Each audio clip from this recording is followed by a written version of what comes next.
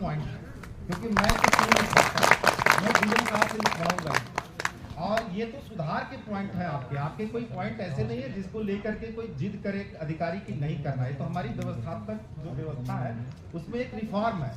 जैसे आपका पहला पॉइंट जो था इसमें, हाँ बताइए, हाँ बताइए, एक एक करके पढ़ता हूँ मैं।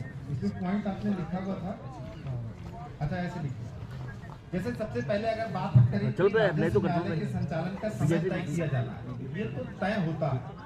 ये हमारी केस डायरी जो होती है उसमें हम लोग तय करते हैं। तो मैं आप लिखो इस बात को कि जिलाधिकारी महोदय सभी जो अधीनस्थ न्यायालय हैं, चाहे वो नायब तहसीलदार का हो, तहसीलदार की कोर्ट हो, एसडीएम की और एडीएम साहब की कोर्ट हो, और साथ में जिला विकास प्राधिकरण के जो डीसी हैं सर, तो वहाँ धारा 27 और 28 में हम क्वासी जुडिशियल पावर एक्सरसाइज करते हैं ना। मैं प्राधिकरण का सेक्रेटरी रहा हूँ, लेकिन मैं जहाँ तक जानता हूँ कि उसकी फर्द लिखी जाती है, तो ये भी आप उसी में लिखेंगे कि पहली बात है कि केस डायरी सभी न्यायालय में होगी, चाहे वो क्वासी जुडिशियल हो चाहे जुडिशियल हो।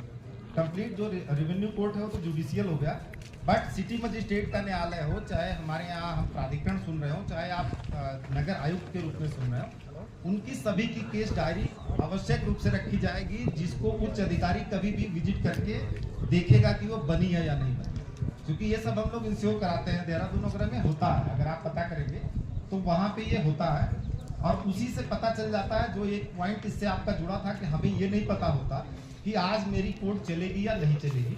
जिस दिन की केस डायरी में ये तय होता है कि इतनी तारीख को इसकी सुनवाई होगी, फिर हमारा जो अहमद होता है वो इस चीज की लिस्ट बनाता है, मॉर्निंग में टू डू लिस्ट तैयार कर देता है, मतलब पीओ को, और साथ साथ वकील आते हैं, वही कॉपी लेकर के फोटो खींच के जाते हैं और 4 को अपने आप भेज देते हैं, जो हमारे अधिवक्ता महोदय हैं। दूसरी बात, जैसा आपने कहा था कि मैं मतलब नीरज जी नाम बताया आपने, जैसे आपने कहा कि हम फूल हैं, लेकिन हमारे अधिवक्ता वो फूल होते हैं ना कि जो देख के दूसरों के चेहरे खिल जाते हैं। वास्तव में पूरे वर्ल्ड में अगर आप देखेंगे, 2 ऐसा प्लेस है जहां आप सरेंडर कर देते हैं, एक डॉक्टर और एक वकील साहब। मेरा अपना खुद का कोई मैटर हो, मेरे फादर पूछेंगे अभी बनारस से कि मुझे अपने खेत की पैमाइश कराइए, क्या करूँ, तो मैं कहता हूँ किसी एक अच्छे अधिवक्ता जी के पास जाइए, एक एप्लीकेशन लिखिए, एसडीएम को दीजिए।